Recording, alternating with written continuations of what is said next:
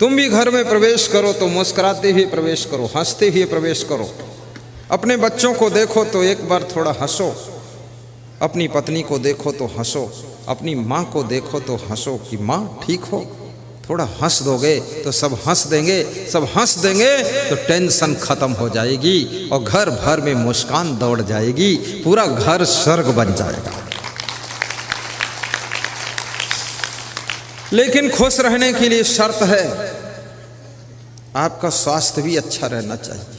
ये कमर में दर्द, घुटना में दर्द, सिर में दर्द, जॉइंट में दर्द, दर्द में दर्द, पेट में दर्द, पीठ में दर्द, टांग में दर्द, अंगुली में दर्द, दांत में दर्द, आँख में दर्द, और जहाँ दर्द तहाँ दर्द, बेदर्द कितनी दर्द, जितनी दर्द उतनी दर्द, कैसा मर्द।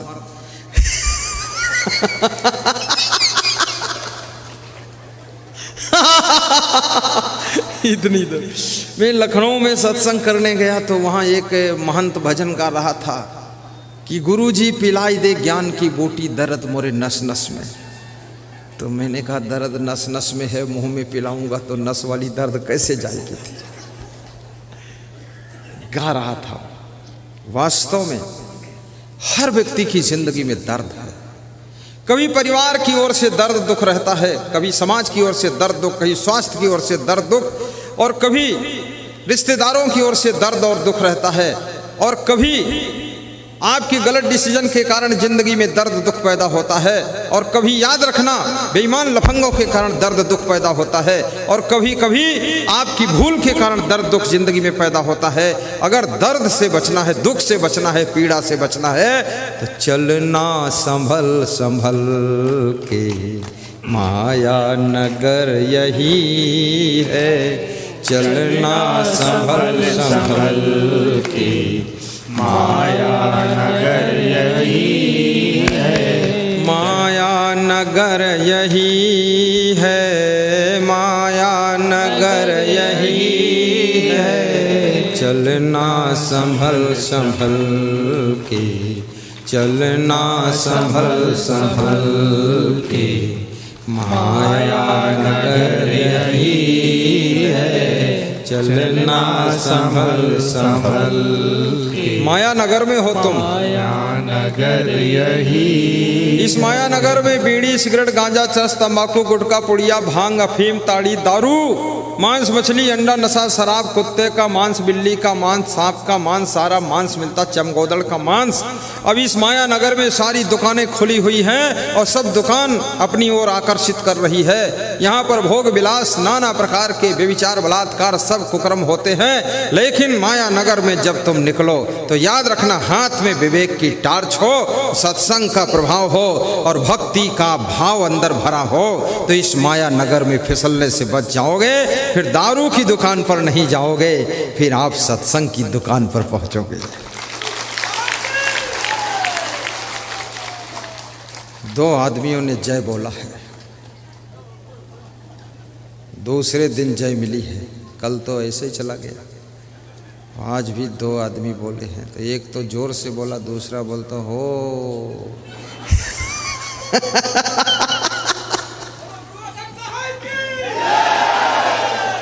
खड़े होकर बोलो, तब लगे जिंदा हैं सब लोग। हाँ बोलो।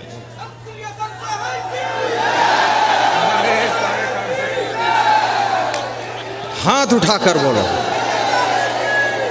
ताली बजा दो जोरदार।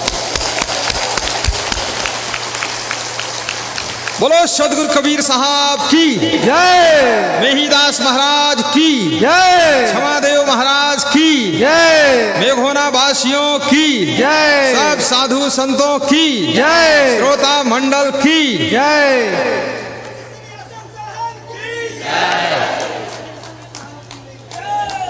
एक सेकंड में बैठ जाओ फट से।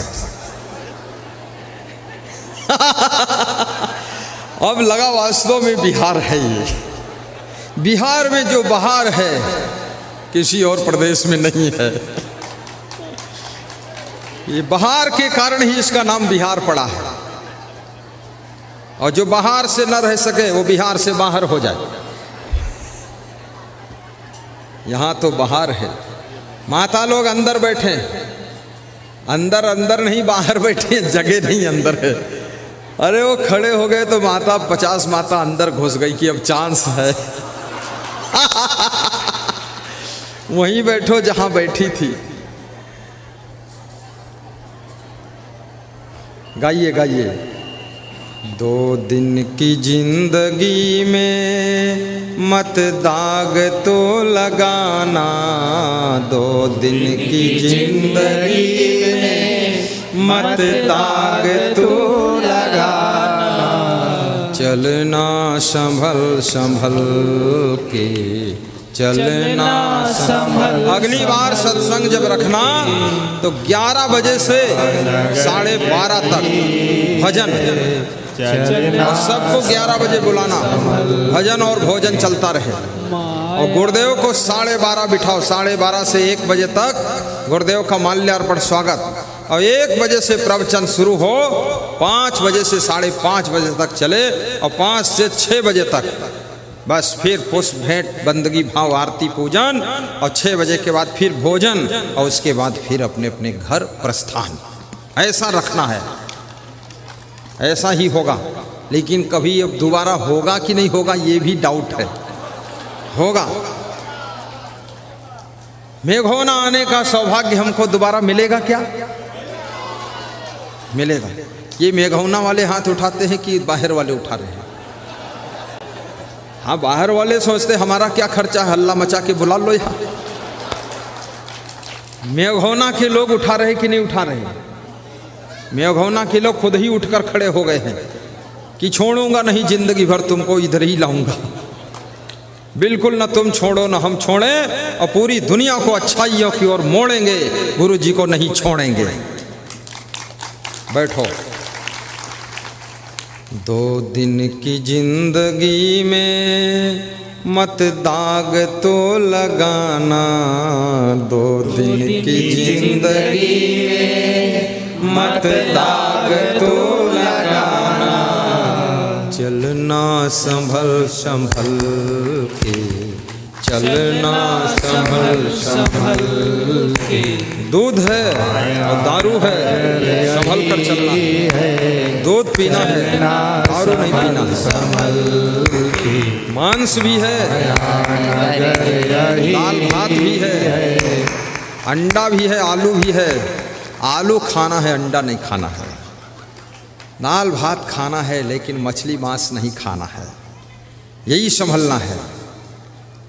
आपके मुंह में ऐसी वाणी है, गाली नहीं देना है, धन्यवाद देना है, माता पिता के पैर छूना है, माता पिता को आंख नहीं दिखाना है, सास ससुर का सम्मान करना है, उनसे अलग नहीं होना है, अपने देवर को भी निभा लेना है, और अपने पति को भी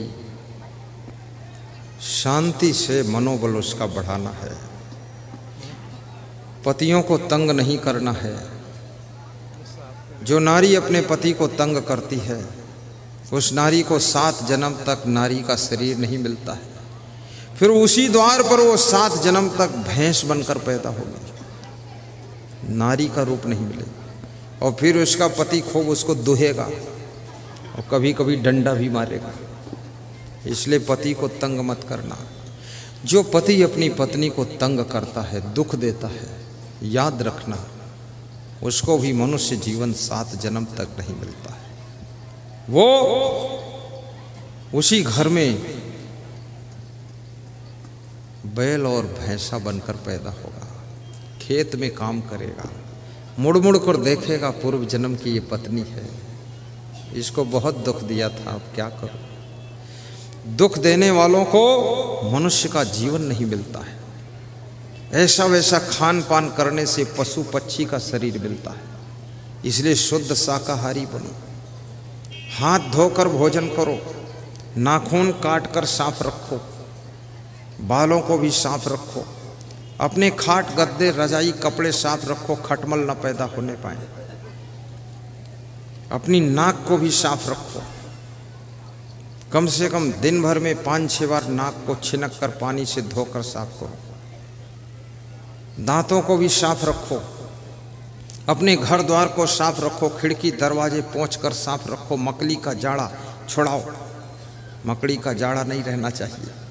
और चप्पल जूते भी साफ सुथरे रखो, चश्मा भी अपना साफ रखो, मुंह को भी ठीक से धो।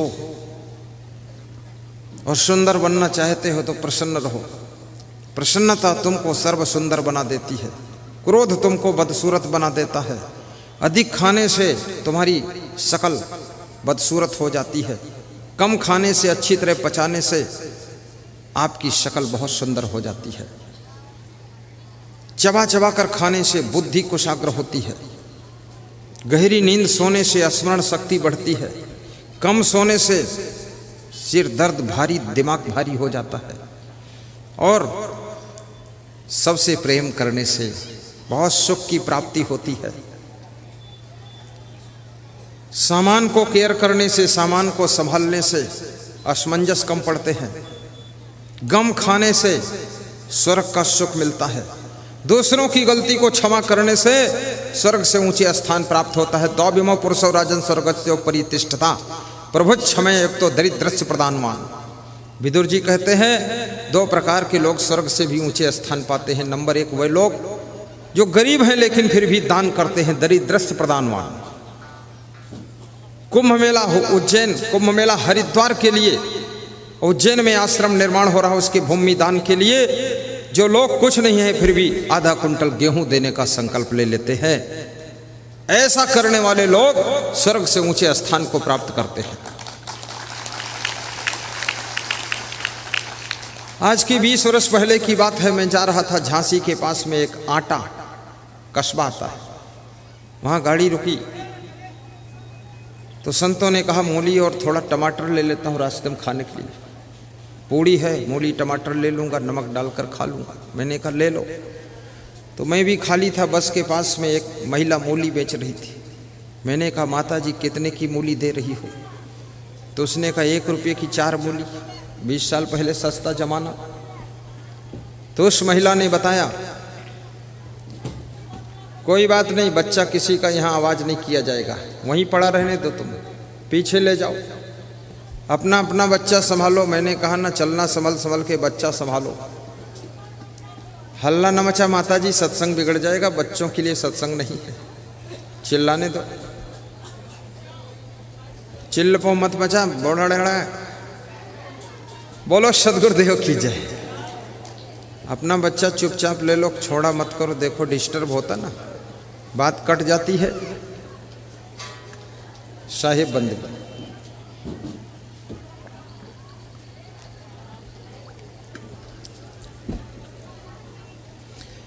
तो उस बूढ़ी महिला से मैंने कहा मूली माता जी कितने में दे रही हो? 1 रुपये की 4। तो मैंने कहा दे दो 20 मूली माता जी। तो उसको मैंने 20 मूली के 5 रुपये देना था, लेकिन हमने कहा इसको 10 दे दो, गरीब है महिला। तो जब उसको 10 दिया तो उसने क्या कहा, मैं साधु से नहीं लेती हूँ और तुम्हारा सब कुछ ठीक लगता है, लेकिन तुमने कहीं अपना घर बनाया है? हमने कहा घर नहीं बनाया माता जी। तो उसने 2 रुपया निकाल कर हमको दिया कि जाओ घर बना लेना, इधर उधर मत घूमा करो।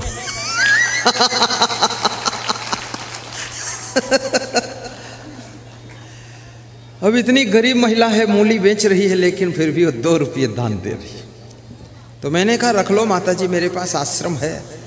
अरे बोले तुमसे गरीब हम थोड़े हैं, तुम जाओ ले जाओ। गरीबी में भी जो दान करता है, बलवान होते हुए, मजबूत होते हुए भी जो कमज़ोर से कमज़ोर गलती करने वाले को क्षमा कर देता है, माफ़ करता है, उसे स्वर्ग से ऊंचे स्थान मिलता है। आपकी बहू से गलती हो जाए उसको क्षमा भी करना, सास ससुर से गलती हो जाए उनको माफ़ करना। गलती को क्षमा करने वाला विष्णु भगवान के समान होता है। भृगु जी ने विष्णु भगवान को लात मारा था और विष्णु भगवान ने क्षमा कर दिया था, और जिन्होंने क्षमा किया था उनकी संसार में पूजा होने लगी, और जिन्होंने लात मारा था उनका पूजा से स्थान समाप्त हो गया। परशुराम के पिता थे भृगु जी। परशुराम भी क्रोधी थे और उनके पिता भी बहुत क्रोधी थे। किसी किसी के घर में पूरा ब्लड ग्रुप क्रोधी होता है, बहुत क्रोध आता है, और ये क्रोध लक्ष्मी को नष्ट करता है। ऊंचे पद पर तुमको पहुंचने के लिए क्रोध बाधा डाल देता है। संयच्छति यो न बेगम उत्थितम क्रोधा हर्षयो साश्रियो राजनम भाजन यश आपत्स न मुह्यति। विदुर जी कहते हैं जो अपने क्रोध को काबू कर लेता है, अपनी खुशियों को भी पचा लेता है, वह व्यक्ति राज्य और लक्ष्मी का अधिकारी बनता है और उसकी आपत्तियां कम होने लग जाती हैं। इसलिए कभी क्रोध आए, क्रोध में राजनीतिक पार्टी मत बदलना, क्रोध में आकर के अपने माँ बाप को मत छोड़ देना, क्रोध में आकर के अपने सास ससुर से भी दूर मत होना।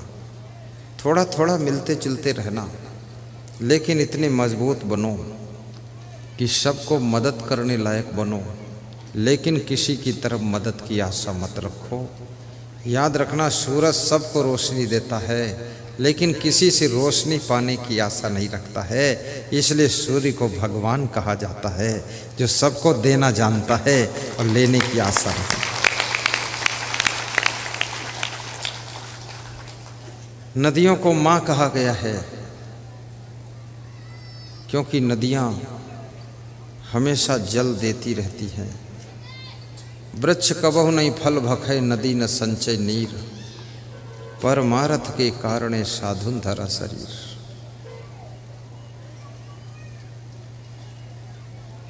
सकल संत गुरु जन जो समझा रहे हैं, ये चर्चा भुलाना महामूढ़ता है। सकल संत गुरु जन जो समझा रहे हैं, चर्चा भुलाना महामूढ़ता है। बड़े भाग्य से मानो जीवन मिला है, निरर्थक बिताना महामूढ़ता है। बड़े भाग्य से मानो जीवन मिला है, निरर्थक बिताना महामूढ़ता है। जहाँ रह रहे हो निकलना पड़ेगा, नहीं चाहने पर भी चलना पड़ेगा। जहाँ रह रहे हो निकलना पड़ेगा, नहीं चाहने पर भी चलना पड़ेगा। जिसे खो के फिरे हाथ मलना पड़ेगा, वहाँ मन फसाना महामूढ़ता है। वहाँ मन फसाना महामूढ़ता है। बड़े भाग्य से ऐसा अवसर मिला है, निरर्थक बिताना महामूढ़ता है। निरर्थक बिताना महामूढ़ता है। सदा शांति रहती है समयता के पीछे, समयता न आती विषमता के पीछे। सदा शांति रहती है समयता के पीछे, समयता न आती विषमता के पीछे। विषमता रहा करती ममता के पीछे, ममता बढ़ाना महामूढ़ता है, ममता बढ़ाना महामूढ़ता है। सकल संत गुरु जन जो समझा रहे हैं, चर्चा भुलाना महामूढ़ता है, चर्चा भुलाना महामूढ़ता है, चर्चा भुलाना महामूढ़ता है। कैसे धन्य होगा गृहस्थाश्रम।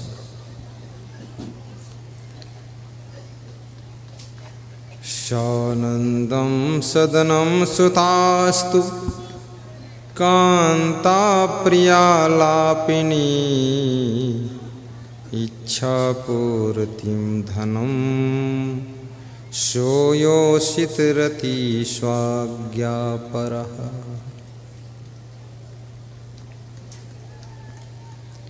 वह गृहस्थाश्रम धन्य है जिस घर में सदैव आनंद रहता है। शानंदम सदनम, सदन माने घर होता है, जिसके घर में सदैव आनंद है, जिस घर के लोग आनंद के सहित घर में रहते, एक दूसरे को देख करके खुश होते हैं, जिस घर में सभी गुणवान हों और सभी बुद्धिमान हों, सभी चरित्रवान हों, सभी कलाकार हों, उस घर में आनंद का जन्म होता है। शानंदम सदनम सुतास्त सुधिया, और जिस घर के बच्चे बुद्धिमान हैं, पुत्र और पुत्री बहुत बुद्धिमान है, उस घर में सदैव आनंद रहता है। बुद्धिमान पुत्र बनो और बुद्धिमान पुत्री बनो, इस बात को गौर से समझना। कांता प्रिया लापनी, और जिस घर की स्त्रियां प्रेम के शब्दों में बातचीत करती हैं, वो घर आनंद भवन रहता है, मंगल भवन रहता है। मनुष्य की वाणी का बहुत बड़ा प्रभाव होता है। वो नारी नारायणी है जो हमेशा प्रेम से बोलती है, प्रेम से भोजन बनाती है, प्रेम से परोसती है, प्रेम से झाड़ू लगाती है, सबको खिलाकर प्रेम से खाती है, और सुबह से लेकर शाम तक खुश रहती है। बच्चों को संस्कार देती है, अनुशासन देती है, सबको समझाती है, अपने पति का भी ख्याल रखती है, सास ससुर का भी ध्यान रखती है। वो नारी कोई साधारण नारी नहीं है, याद रखना, वो नारी नारायणी का अवतार है। और ऐसी नारी जिस घर में रहती है, वह घर केवल घर नहीं है, वो मंगल भवन है, वो आनंद सदन है, सानंदम सदनम है। इसलिए नारियों को सबसे ज्यादा गम खाना चाहिए। घर में जितनी खटपट है, क्योंकि स्त्री एक ऐसा इस संसार का प्राणी है जिसके पास में बहुत करुणा होती है, बहुत ममता होती है। अपनी मधुर ममता से पूरे परिवार को खुश कीजिए। अपनी करुणा से परिवार के बच्चे, बूढ़े, जवान सबको प्रसन्नता प्रदान कीजिए। अपने मीठे मीठे कार्यों से पूरे घर को आनंद से भर दीजिए। पति कितनी उलझन में हो, अगर उसके घर की नारियां सुलझी हुई है तो पति की उलझन भी कम हो जाती है। और नम्रता से सबको सुलझाया जा सकता है। आपने देखा होगा, आपके द्वार पर पला हुआ कुत्ता, आपके द्वार पर बंधा हुआ बछड़ा, बछिया, पड़वा, पड़िया, ये जो भी होते हैं, ये बछड़ा क्या करता है? जब उसके पास तुम जाते हो, थोड़ा पूंछ हिलाता है, कान हिलाता है और अपना मुंह, अपनी गर्दन लाकर तुम्हारे पैरों के पास में सटा कर खड़ा हो जाता है। तुम उसकी प्रेम भरी नम्रता को देख करके द्रवित हो जाते हो। सब टेंशन और चिंता भूल कर मुस्कुरा कर अपना कोमल हाथ उस बछड़े के सिर पर रख देते हो। बछड़ा भी खुश हो जाता है तुम्हारे कोमल हाथों का स्पर्श पाकर, और तुम भी खुश हो जाते हो बछड़े को खुश देखकर। कुत्ता भी तो यही करता है। जब तुम कहीं से आते हो तो कुत्ता कभी आलस नहीं करता, उठकर खड़ा हो जाता है और तुम्हारे पास तक आता है और बड़ा खुश होता है कि मेरा मालिक आ गया, और दोनों पैर ऊपर उठाकर तुम्हारे पैरों के ऊपर रख देता है कि मालिक, तुम्हारे ही सहारे हूँ। इस छोटे से पेट का सवाल आपके ऊपर ही है। फिर कुत्ता लेट जाता है, चारों पैर ऊपर कर देता है और कहता है, मालिक आत्मसमर्पण कर दिया हूँ, रोटी का टुकड़ा दो और चाहे मेरे शरीर के टुकड़ा टुकड़ा कर दो, अब आपके द्वार पर आया हूँ। तुम खुश हो जाते हो, तुम्हारे पैर चूम लेता है, आगे से भी पैर चूमता, पीछे चूमता, खूब पूंछ हिलाता है और खुश होकर मिलता है, तुम्हारे दिल को जीत लेता है। और कुत्ता भी तुम्हारी टेंशन को कम कर देता है, क्योंकि वो तुम्हारे माइंड को डाइवर्ट कर देता है। याद रखना, ये कुत्ता पढ़ा लिखा नहीं है, ये प्रवचन नहीं सुनता है, लेकिन अपने घर मालिक को डील करना ये भी जानता है। और ये बछड़ा भी जानता है मालिक के साथ कैसे व्यवहार करना चाहिए। पर धिक्कार है उन बच्चों को, धिक्कार है उन बहुओं को, धिक्कार है उन पत्नी और पति को जो मनुष्य हो करके, educated, well qualified, complete degree प्राप्त करके भी एक दूसरे के साथ व्यवहार करना नहीं जान पाते हैं, उल्टा पलटा व्यवहार करके सबको परेशान करते रहते हैं।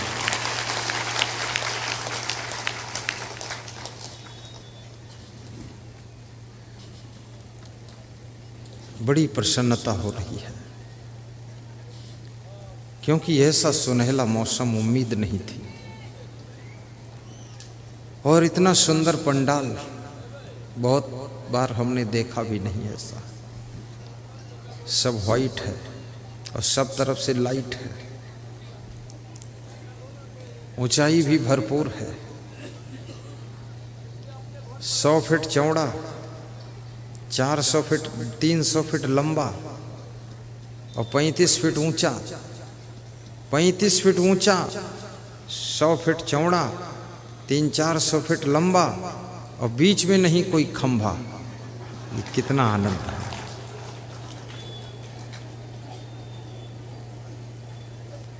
अच्छा लग रहा है। साउंड सिस्टम भी बहुत अच्छा है। आवाज साफ सुनाई दे रही कि नहीं? मीठी आवाज है कि नहीं? और शक्कर घोल दूं क्या इसमें?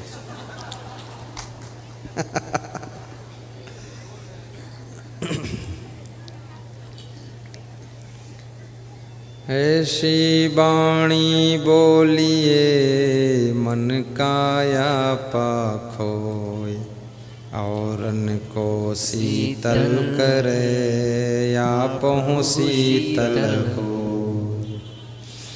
मधुर वचन है औषधि, कटुक वचन है तीर। श्रवण द्वार होय संचरे, सालय सकल शरीर। दुर्बल को न सताइए, जाकी मोटी हाय। मरी खाल की श्वास सो, लौह भस्म हुई जाए। ढाई अक्षर प्रेम का, पढ़े सो पंडित होय। पोथी पढ़ी पढ़ी जग मुआ, पंडित भया न कोय। कबीर मन निर्मल भया, जैसे गंगा नीर। पाछे पाछे हरि फिरे, कहत कबीर कबीर। कबीरा खड़ा बाजार में, मांगे सबकी खैर। ना काहू से दोस्ती, ना काहू से बैर। कबीरा खड़ा बाजार में, लिए लुकाठी हाथ। जो घर फूके अपना, चले हमारे साथ। कबीरा तेरी झोपड़ी, गलकटियन के पास। करेंगे सो भरेंगे, तू क्यों खड़ा उदास। कबीर कमाई अपनी, कभी न निष्फल जाए। बोया पेड़ बबूल का, आम कहाँ से खाए।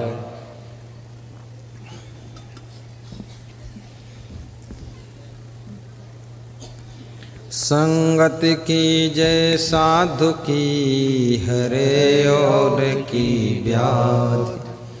ओछी संगति क्रूर की, आठों पहर उपाय। नमन मरे न माया मरी, मरी मरी गया शरीर। आशा तृष्णा नाम रे, कह गए संत कबीर। आया है सो जाएगा, राजा रंग फकीर। एक सिंहासन चढ़ चढ़े, एक बंधे जात जंजीर। कबीरा का घर शिखर पर, जहाँ सिलहली गैल। पावन टिके पपील का, तह खल कन लादे बैल। पावन टिके पपील का, तह खल कन लादे बैल। तह खल कन लादे बैल।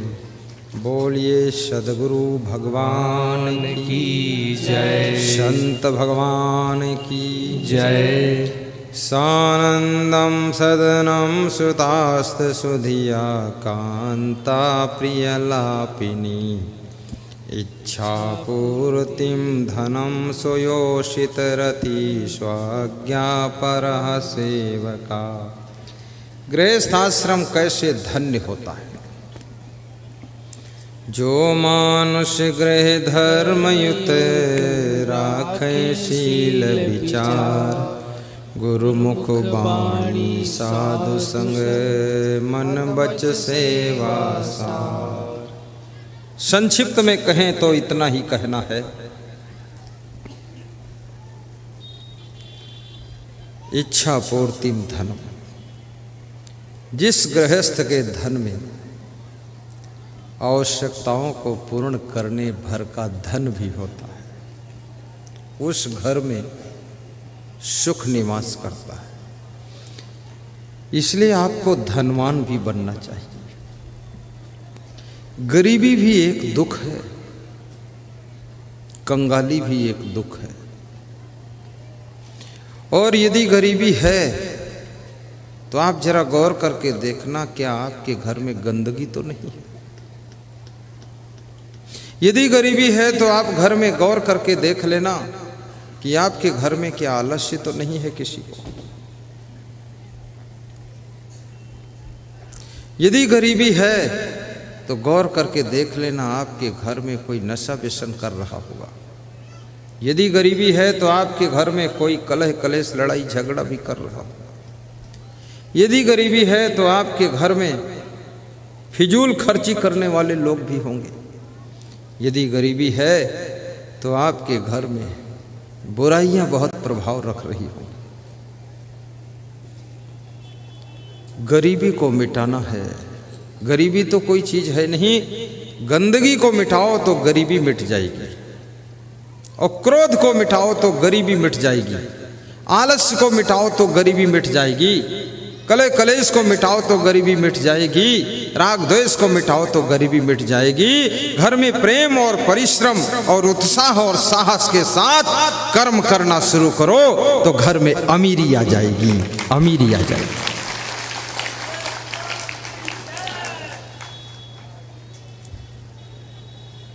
आपस में प्रसन्न होकर के बात करो तो घर में अमीरी आएगी।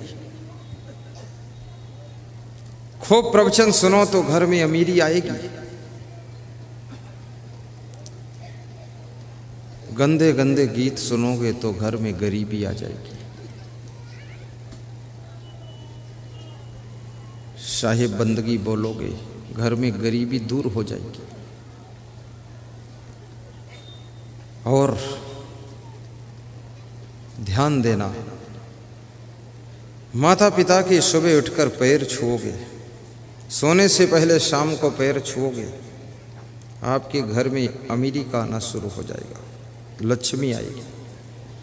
अपने पति के पैर छूकर प्रणाम करोगी, आदर करोगी, आपके घर में कभी गरीबी नहीं आएगी। पान तंबाकू पुड़िया बीड़ी सिगरेट गांजा चरस और दारू और जुआ ये सब त्याग कर दोगे तो घर में जितनी चाहो उतनी अमीरी आ जाएगी, जरूर अमीरी आएगी। ऐसा वैसा खाना पीना बंद करो, सहनशीलता बढ़ाओगे तो अमीरी बढ़ेगी। मेहमान का सम्मान करोगे तो अमीरी बढ़ेगी। संत गुरु का ध्यान लगाओगे तो अमीरी बढ़ेगी। रावण का ध्यान लगाओगे गरीबी बढ़ेगी। सोने की लंका भी भस्म हो जाएगी। इसलिए भक्ति के गीत गाया करो।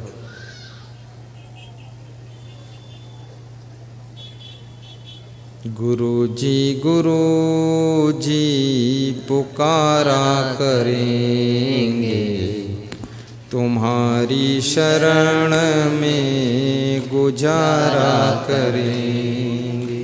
इच्छा पूर्ति धनम सो योषित रति।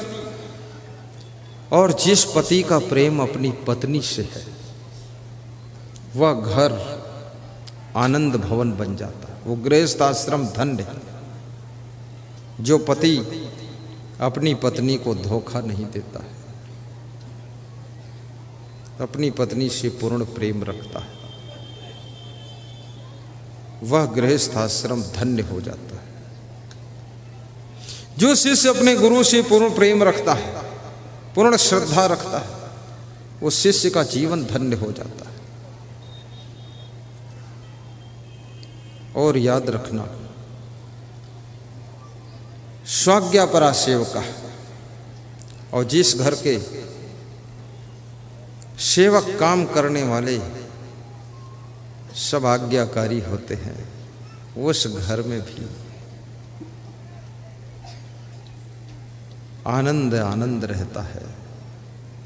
जो लोग मनमानी नहीं करते हैं, घर मालिक की बात मानते हैं, वह घर धन्य होता है।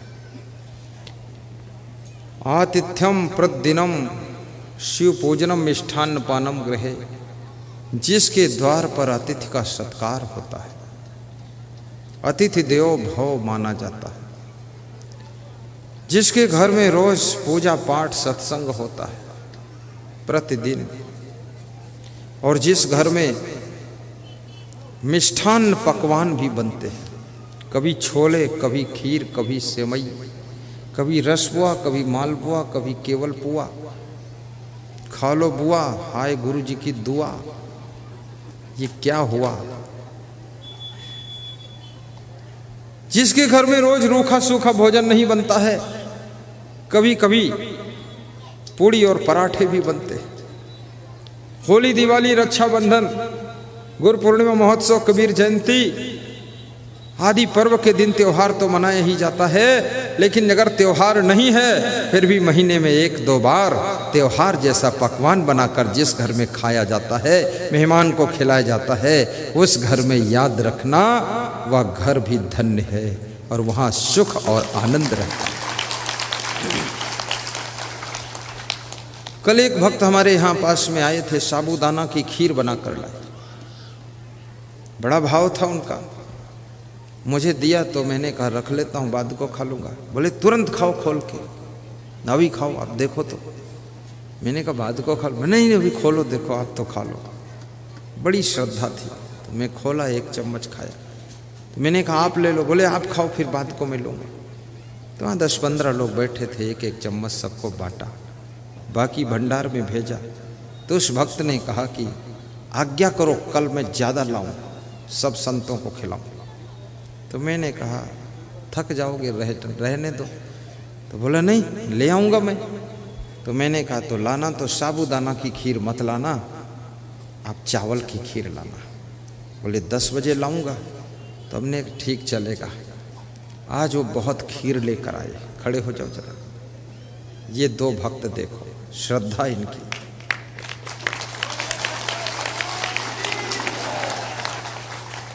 कौन गांव से हो? इचरवा से हैं। क्या नाम है? अनिल कुमार शर्मा कुशवाहा, मनोज कुमार कुशवाहा, वरुण कुमार कुशवाहा। इन्होंने 1-1 कुंटल गेहूं भी दान दिया है। 2 कुंटल दिया है हरिद्वार कुंभ मेला के भंडारा के लिए, और आज खीर भी खिलाया है। और कल अगर और रुकूंगा तो न जाने क्या खिला देंगे।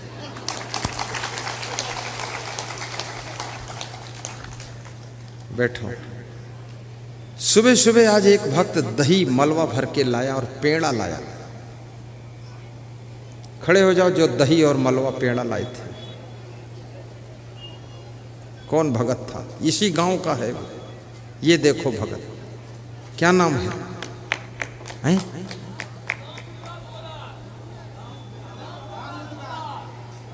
राम अवतार पोदार।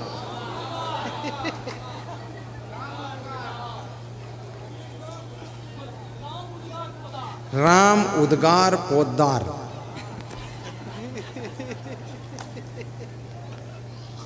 बहुत दही लाए। बोले गुरु जी को ही दूंगा। फिर मैं इनका दही खोल कर देखा, इतना सुंदर दही और बहुत पेड़ा। मैंने भंडारा में भेजा कि सब संतों को वितरण करो। सेवा का भाव है। और याद रखना, ये सेवा अतिथि देवो भव, आचार्य देवो भव, संत देवो भव, मातृ देवो भव, पितृ देवो भव, परस्पर देवो भव, राष्ट्र देवो भव। अतिथि की भी सेवा करो, संत की सेवा करो, गुरु की सेवा करो, राष्ट्र की सेवा करो। राष्ट्र को देवता मान करके इसकी सेवा करो। जिस देश में तुम्हारा जन्म हुआ, इस देश की रक्षा के लिए भी चिंता करो। ये भारत राष्ट्र, ये साधारण राष्ट्र नहीं है। इसकी रक्षा भी करो। और मैं निवेदन करूंगा, आपका घर आपके लिए मंदिर बनना चाहिए। आपके हैंडपंप का जल गंगा जमुना का जल जैसा होना चाहिए। आपके घर के बच्चे बाल गोपाल कृष्ण कन्हैया के रूप में दिखाई देने चाहिए।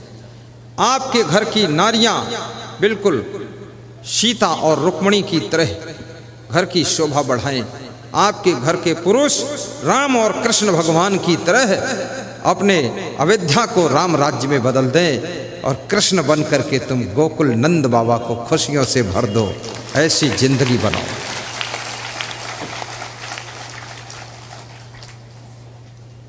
प्रतिदिनम मिष्ठान्न पानम गृहे। अभी ये जो माइक हमारे संत जी चलाते, इलेक्ट्रॉनिक इंजीनियर, ये पकवान खूब बनाते। पकौड़ी, पकौड़ा, पूड़ी, कचौड़ी, इसके बड़े आर्टिस्ट हैं वे, और इलेक्ट्रॉनिक इंजीनियर हैं। ये सब सिस्टम वही चलाते। ये टीवी में जो प्रवचन आता है वही सेट करके देते, मोबाइल में जो डालते वही डालते, लेकिन जहाँ देखते हैं चूल्हे पर कढ़ाई है तो वहाँ पहुँच जाते और तुरंत पूड़ी कचौड़ी निकालने लग जाते हैं। ये भी एक कला है। और मैं निवेदन करूँगा, आपके अंदर जितनी कलाएं हों, जितने गुण हो, जितनी योग्यता हो, क्षमता हो, उसका पूरा सदुपयोग कीजिए, क्योंकि एक दिन मृत्यु आएगी, इस शरीर को मृतक कर देगी। ये शरीर मरने के बाद इस शरीर के साथ जो भी शक्तियां क्षमताएं प्राप्त हुई हैं वह सब व्यर्थ हो जाएंगी, हमसे दूर हो जाएंगी। इसलिए जीते जी इस शरीर की सारी शक्ति का प्रयोग कर लेना ही बुद्धि